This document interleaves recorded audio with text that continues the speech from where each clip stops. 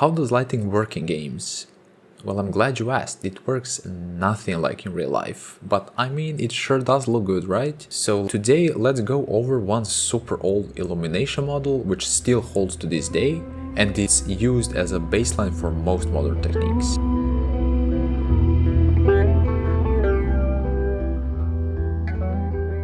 The Phong Reflection Model, also known as the Phong Illumination and Phong Lighting, is an empirical model of the local illumination of points on a surface.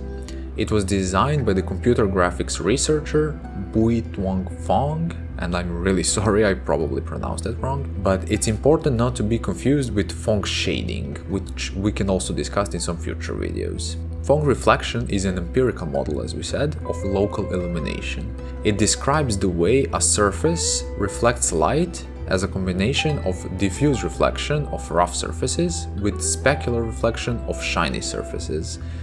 If you're interested, you can check the Wikipedia page yourself, the link will be down in the description below, but sometimes, and especially for beginners, it can look a bit intimidating, while understanding this on a higher level isn't all that complicated, so I'll try my best to walk you through it today.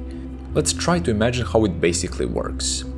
We have three elements to begin with. We have an observer, we have an object surface, and a light source. That's everything we need to start. From there, you can just plug it into this super simple and not scary looking formula and you're done. Good job. Wait a minute. Okay.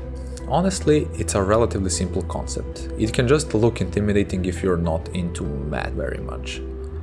But hopefully by the end of this video you will completely understand what this all means. The way Phong himself envisioned it, we have three main components, each of which contributes to the final result. We have ambient, we have diffuse, and we have specular component. By calculating each of these three and adding them together, we get a complete illuminated model. So let's do it one by one. So what ambient component is, we just never assume that there is an absolute darkness in our world. We always assume there is a little bit of light coming from somewhere, and just think of ambient as a lower bound under which we never go. We just never go darker than this, and it's our starting baseline. So next, diffuse.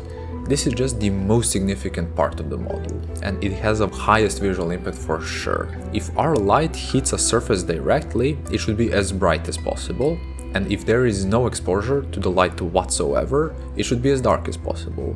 And also everything in between, right? So if there is some lighting coming, there should be some illumination going on. And last but not least, specular highlights. So this is just the cherry on top. It's a shiny bright spot that often appears on objects, and it really ties all of this together and makes it pop. On top of that, by tweaking this variable, we can achieve different visual results, which can create illusion of different materials. We'll talk about it a bit later and I'll show you some examples. By summing contributions of these three components, we get our final result, which just looks super decent considering how simple and how old it is. It's a baseline for a lot more modern techniques, which we'll discuss in future videos. Okay, this is all great and everything, but how does this actually work under the hood? So to fully understand it, let's go back to our initial three elements in the scene: viewer, object, and the light source. For ambient, we simply define some constant value which feels alright. So moving around our object and looking at it from different angles doesn't do much really. Remember, this is just our baseline, as dark as we go. So let's move over to something more interesting, diffuse component. To make our lives easier, let's add normals to our example. Normal is simply a vector that is perpendicular, or it makes a 90-degree angle, with our surface. Just imagine it as an upwards arrow. It simply tells us which way is our surface facing at the moment. And how does that make our lives easier, you may ask? If we imagine another vector from our surface to the light source, we can just compare it to the normal.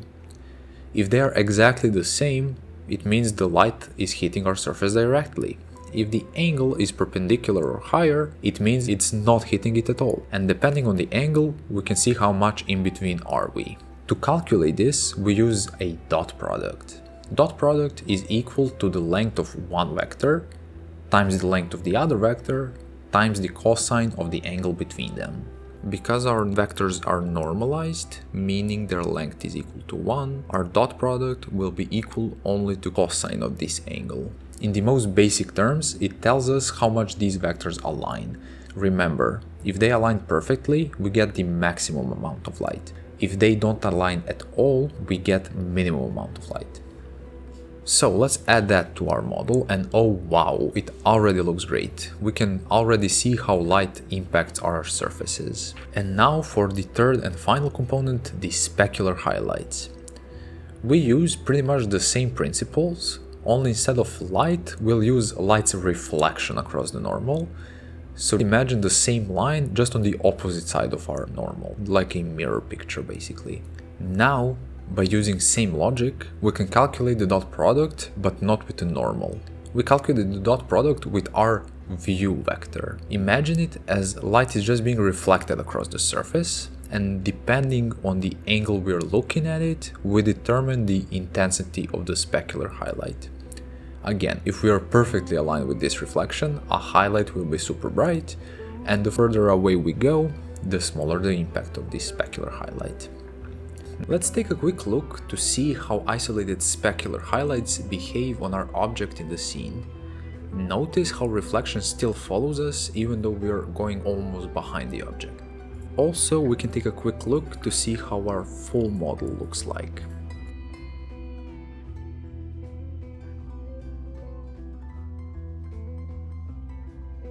But it's important to talk about the shininess factor.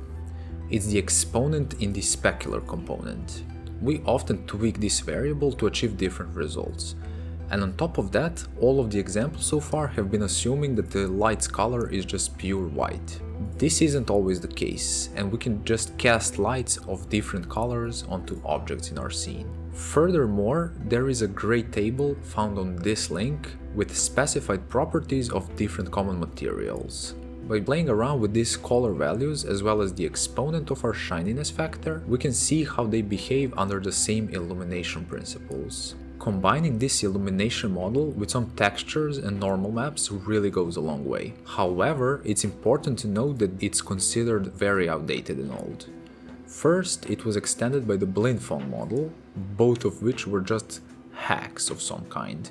They don't actually simulate how light and materials behave in nature. And most modern rendering engines just use PBR, but it's something to leave for future videos. I'm relatively new to making videos like these, but I really enjoy the process. If you have any suggestions on topics I should cover next, please let me know in the comments below. And also, if you have any feedback for the video production itself, I'd highly appreciate it as well. In addition to that, if you'd like to support the channel so I can continue to make videos like these in the future, please consider donating. I would highly appreciate it. Thank you for watching.